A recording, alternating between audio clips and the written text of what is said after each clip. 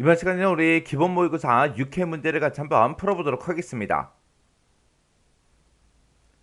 문제 3번이요. 문제 3번 보니까 지금처럼 이렇게 이제 분석 작업하고 총 20점이 배점이 되어 있습니다. 주어진 시트에서 다음 작업을 수행하고 저장하시오. 그렇게 이제 문제가 나왔죠. 지금 이곳에 보게 되면 이제 1번, 2번, 3번 하고 총 3문제가 나왔습니다. 자, 우리 1번 문제가 이제 부분합을 작성하는 그 문제고요. 2번 문제가 이제 통합 문제가 나왔고 3번 문제가 이제 목표값 찾기 문제가 나왔습니다. 자, 그러면 이 세 문제를 우리 엑셀을 통해서 같이 한번 문제 풀어보자고요. 1번 문제요. 1번 문제 보니까 이제 분석 작업 1번 시트에서 다음 지상을 처리하시오. 그렇게 이제 문제가 나왔습니다. 자, 지금 우리 분석 작업 1번 시트에 봤더니 지금 이런 이제 데이터가 들어 있어요. 이 데이터를 가지고 이제 문제 풀어라. 그거죠. 자, 우리 문제를 보니까 부분합 그 기능을 이용하래요. 부분합 기능을 이용해서 1사분기 맥주 판매 현황이라는 이 표를 가지고 그림과 같이 품명별로 매출 수량의 평균을 먼저 계산하래요. 평균을 먼저 계산한 다음에 그 다음에 우리 매출 이익의 합계를 계산하시오. 그렇게 이제 문제가 나왔습니다. 그때 이제 두 번째 지상을 보게 되면 평균과 합계는 이제 위에서 명시된 그 순서대로 처리해라. 그렇게 나왔으니까 우리가 이제 부분합을 작성할 때 평균을 먼저 계산해야 되겠죠. 평균을 먼저 계산하고 그 다음에 이제 우리가 합계를 이제 계산해 주면 됩니다. 그때 이제 문제 그림 좀 보자고요. 자, 우리 문제 그림 보게 되면 지금처럼 이렇게 이제 생겼어요. 자, 지금 이곳에 보니까 각각 이제 품명별로 매출 수량의 평균이 지금 이렇게 이제 계산이 되어 있죠. 그리고 품명별로 우리 매출 이익의 합계가 지금처럼 이렇게 이제 계산이 되어 있습니다. 그렇게 해서 이제 맨 밑에 보니까 총합계다, 전체 평균이다 하고 이렇게 이제 계산이 됐죠. 지금처럼 이렇게 이제 문제 그림처럼 만들어라. 그거요. 그때 이제 우리가 부분합을 할 때는 딱 두 가지만 기억을 하면 됩니다. 우리가 맨 처음에 이제 뭐부터 해라? 정렬을 먼저 하고, 정렬이라는 걸 먼저 하고, 부분합 문제가 났을 때는 무조건 정렬을 먼저 해주고, 그리고 이제 부분합을 이제 작성하면 되는데, 그때 이제 부분합을 작성할 때 두 번째 부분합을 우리가 작성할 때는 새로운 값으로 대치라는 거, 그거 이제 해제를 해줘야 됩니다. 그래서 우리가 이 내용만 알고 있으면 부분합은 틀릴 수가 없죠. 자, 그럼 이제 한번 해보자고요. 자, 여기 첫 번째 지상 보니까 정렬은 품명을 기준으로 해서 오름차순으로 처리해라. 그렇게 이제 문제가 나왔어요. 그러면 우리가 데이터가 들어있는 이런 데이터들 범위 중에서 아무거나 임의의 셀을 이제 선택을 해주고, 그리고 우리가 이제 데이터는 이 메뉴에 찾아가게 되면 우리 정렬이라고 있죠. 이 정렬 이제 클릭이요. 클릭을 했더니 지금처럼 이렇게 이제 정렬 대여 상자가 짜잔하고 떴고요. 그때 이제 정렬 기준은 우리 품명을 기준으로 오름차 순해라 라고 했으니까 지금처럼 품명 오름차 순 이렇게 이제 선택을 해주면 되죠. 그러면서 이제 여기서 확인 버튼만 땅 하고 이제 눌러주면 됩니다. 확인을 눌렀더니 지금처럼 라거다, 카스다, 하이트다 해서 지금처럼 이렇게 이제 품명을 기준으로 오름차 순으로 정렬이 됐습니다. 그 상태로 이제 정렬 끝났으니까 우리가 이제 부분합을 작성해 주면 되겠죠. 부분합에 들어갈 때는 우리가 데이터는 이 메뉴에 보게 되면 맨 오른쪽 끝에 윤곽선이라고 있고 거기서 이제 우리 부분합을 이제 클릭해 주면 됩니다. 클릭을 하게 되면 지금처럼 부분합 대여 상자가 짜잔하고 이렇게 이제 나타나죠. 그때 이제 우리는 품명별로 매출 수량의 평균을 먼저 계산을 할 겁니다. 해서 그때 이제 그룹할 항목을 우리가 품명으로 맞춰주고 그 다음에 이제 우리는 평균값을 먼저 구할 거니까 사용할 함수를 이제 평균으로 고쳐주면 되겠죠. 그때 이제 평균은 뭐에 대해서 평균 구해라? 매출 수량의 평균을 구해달라. 그래서 우리 매출 수량이라는 거 요거 이제 체크 표시해주고 그리고 그 밑에 이제 매출 이익의 체크 표시된 거는 우리가 체크를 해제해주면 되죠. 그래서 이렇게 이제 매출 수량 하나만 이렇게 이제 체크 표시가 되게 만들어주면 됩니다. 그러면 지금 이 부분합 대여 상자에서 우리가 그룹할 항목 그리고 사용할 함수 그리고 매출 수량의 체크 표시하는 거 요렇게 세 가지를 우리가 설정을 해줬어요. 이 상태로 이제 확인 버튼만 눌러주면 되겠죠. 그러면 여기서 이제 확인이요. 확인 버튼 눌렀더니 지금처럼 각각 이제 품명별로 매출 수량의 평균이 지금처럼 이렇게 이제 계산이 됐습니다.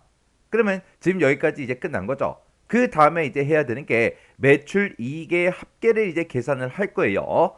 그러면 우리가 지금처럼 임의의 셀을 이렇게 이제 선택을 해주고 그리고 다시 부분합에 들어가 주면 되겠죠.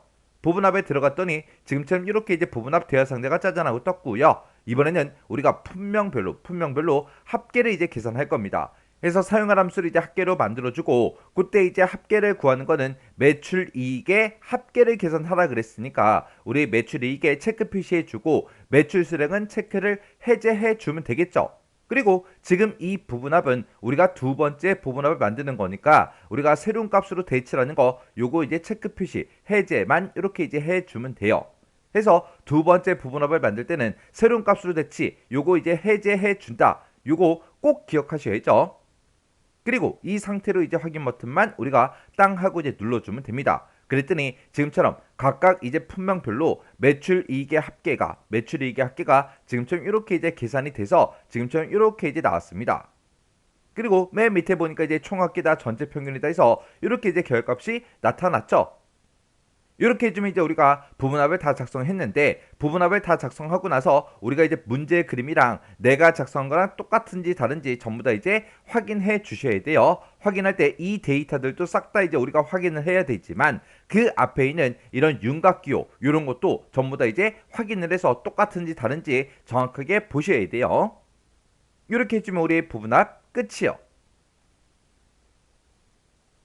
그 다음 2번 문제요. 2번 문제 보니까 이제 분석 작업 2번 시트에서 다음 지상을 처리하시오 그렇게 나왔습니다. 분석 작업 2번 시트에 왔더니 표 1번하고 이렇게 이제 데이터가 들어있고 표 2번이 이렇게 이제 들어있죠. 그때 이제 데이터 도구의 통합 기능, 통합이라는 이 기능을 이제 이용을 해서 표 1과 표 2번에 대한 학번별로 우리 중간과 기말 점수의 무엇을 평균을 표 3번에다가 계산하시오 그렇게 나왔습니다. 지금 이곳에다가 학번별로 우리 중간 기말에 우리 평균값을 계산해라 그렇게 이제 문제가 나왔습니다.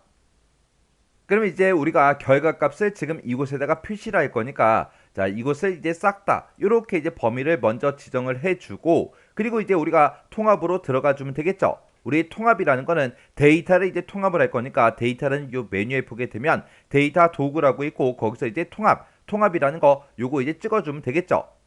해서 요 통합이라는 거 요거 이제 클릭을 하게 되면 지금처럼 통합 대화 상자가 짜잔하고 뜹니다.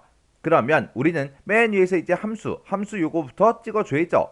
우리는 학번별로 중간과 기말 점수의 평균값을 구할 거니까 우리가 함수를 이제 평균으로 수정을 해주고 그리고 참조라는 거 여기 찍어서 표 1번의 데이터들 A의 2번 셀부터 시작해서 2의 8번 셀까지 이렇게 이제 범위 지정해 주면 되죠. 그리고 나서 이제 여기서 추가 버튼을 땅 하고 눌러서 우리가 참조 영역에다가 지금처럼 표 1번 이렇게 이제 집어넣어 주면 됩니다. 그 다음에 우리가 표 2번도 이제 참조를 할 거죠. 그래서 표 2번 G의 2번부터 시작해서 우리 K의 8번까지 싹 다 요만큼 이제 범위를 지정을 해주고 이 영역도 이제 추가 버튼을 눌러서 지금처럼 이렇게 이제 두 개 영역을 표 1번과 표 2번의 영역을 이렇게 이제 추가시켜 주면 됩니다. 그때 우리는 이곳에다가 이제 결과값을 나타낼 때 우리가 왼쪽에 있는 이런 학번들 그리고 위에 있는 이 중간이다 기말이다 이 제목들 여기에 이제 해당하는 그 데이터를 이곳에다가 갖다 달라 그렇게 해야 되니까 우리가 사용할 레이블을 첫 행과 왼쪽 열 둘 다 이제 찍어주면 되겠죠.